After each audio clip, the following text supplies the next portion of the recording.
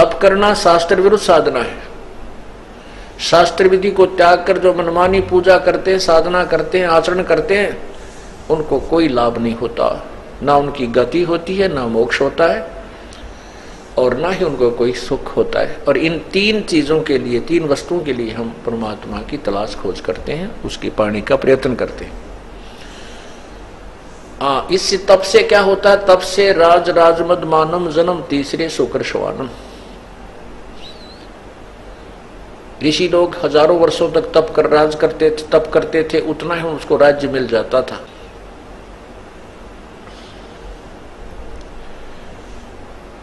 एक प्रियव्रत नाम का राजा था, एक प्रियव्रत नाम का व्यक्ति था।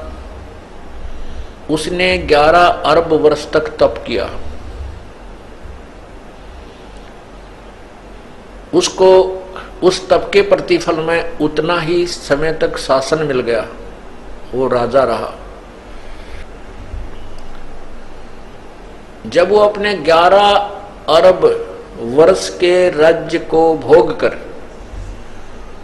मरने लगा, जब पार्षद यानी यम के दूत उसे लेने आए, धर्मराज के दूत उसे लेने आए, तब उसको कहा कि चल प्रियव्रत, तेरा समय पूरा हो गया। ओए होए।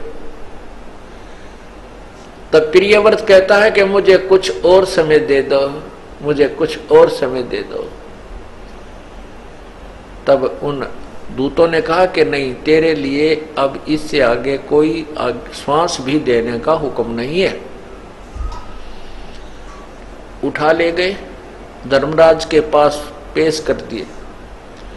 वो धर्मराय ने पूछा कि प्रियव्रत, 11 अरब वर्ष तक तूने राज्य तप किया और 11 अरब वर्ष तक तूने अपना राज्य भोग लिया, अब बता कुछ कमा के लाया के खाली आया?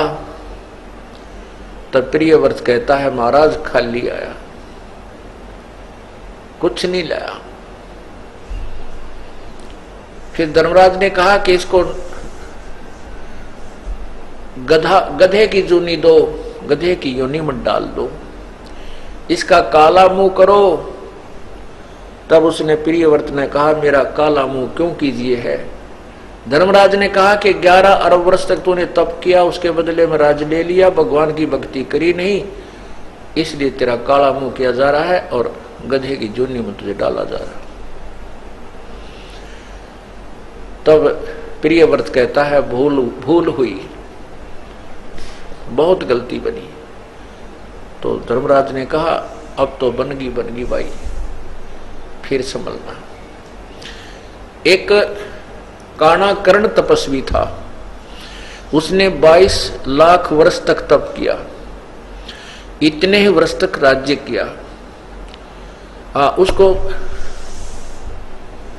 22 वर्ष तक तप किया, 22 लाख वर्ष तक तप किया। फिर उसके लिए विमान आया लेने के लिए, अब चलो तुम याद किए हो, धर्मराज दरबार में चलो। उसको इतना अभिमान हो गया था कि मेरे जैसा जाजुल तप किसी ने नहीं किया होगा।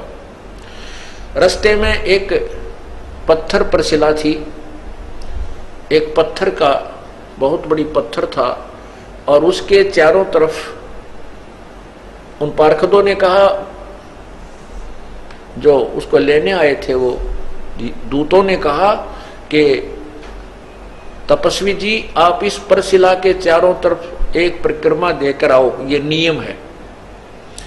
अब वो काणाकर्ण तपस्वी उस परशिला के चारों तरफ चलने लगा। उसने देखा वैसे ऐसे 18 करोड़ काणेकर्ण अपना नाम लिख गए हुए थे, मैंने इतने हजारों वर्ष तप किया, मैंने इतने लाखों वर्ष तप किया। तब उस काणेकर्ण ने के मन में ये आई कर, तेरे से तो एक से एक जाजुल तपस्वी है, तेरा तप तो कुछ भी नहीं। एक उसका भी मान तोड़ा। फिर धर्मराज के दरबार में जब गया, धर्मराज ने कहा, न्यायाधीश ने कहा कि भाई तपस्वी जी,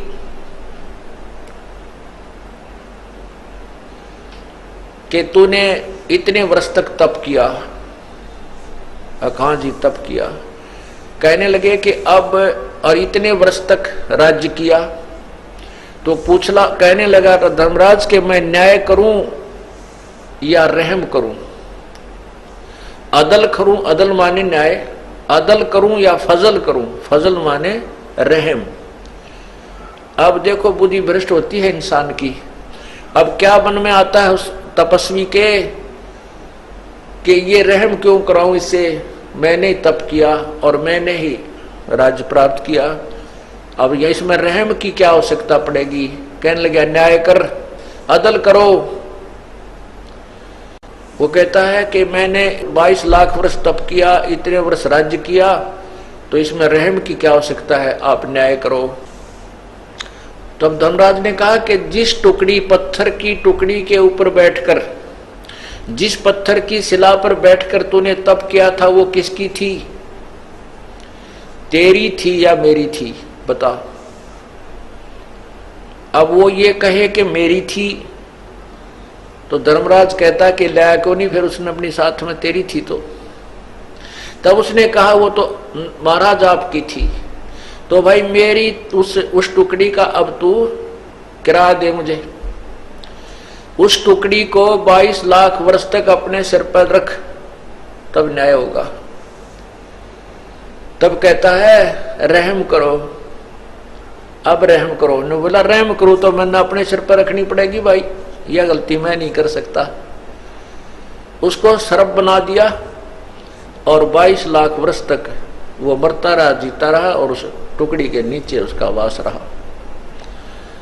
तो पुण्यात्माओं, ये तत्व ज्ञान हमें प्राप्त नहीं हुआ था। हम इन ऋषि महर्षियों को और तपस्वियों को, सिद्धों को, छोटे मोटे चमत्कार दिखाने वालों को एक परम संत मान बैठे थे। डिंब करें डूंगर चढ़े, अंदर झीनी झोल, जग जाने बंदगी करें ये बोवे सूल बबूले। डिंब माने पाखंड करते हैं, दंभ करते हैं। कैसे करते हैं, ऊंचे स्थान पर बैठ जाते हैं, ऊंचे से टीले पर जाकर बहुत दूर से सबको दिखाई दे तपस्वी बैठा है, दुनिया जावे मत्था टेके और वाह वाह का पात्र बने। बोली जनता तो ये समझती है कि बड़ा तपस्वी है, बड़ा साधक है, बंदगी कर रहा है, भक्ति कर रहा है। और तत्व ज्ञान से परिचित संत कहता है ये तो अपने आने वाले जीवन में, भविष्य में बबूल के बो रहा है, उन कांटों को बो रहा है जो इसी ने उनके ऊपर चलना पड़ेगा।